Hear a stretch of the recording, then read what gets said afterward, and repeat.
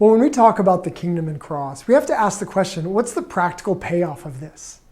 Well, this could play out in so many ways. I mean, this really does shape our definition of the gospel, of discipleship, of justice, and so many other things.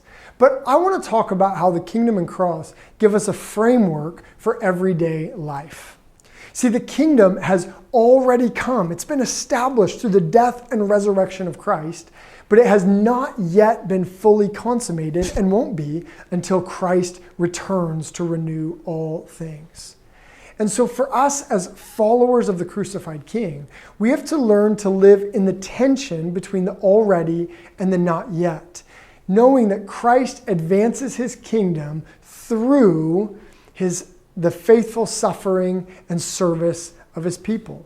We have been ransomed into a cross-shaped kingdom. And so here's why this is so practical for us. Because the kingdom has already come through the cross, we should expect victory and healing and overcoming sin and reconciliation and the advancement of God's purposes in our lives today. We should expect that.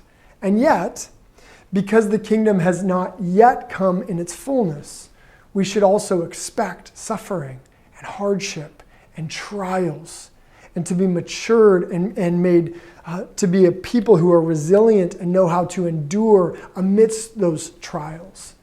And we have to learn to live in the tension. Some people say the kingdom has come, and so we should expect all this, but then they're confused when they experience suffering in their lives. Other people think, well, Christ has not returned, and so we should just wait and hold back, not expecting anything now. But they miss the fact that the kingdom has already come. And so when we have this understanding that the kingdom has come, but has not yet been fully consummated, and in between, God advances his kingdom through a cruciform people. When we have that expectation, then we can live in the tension, following Christ our King.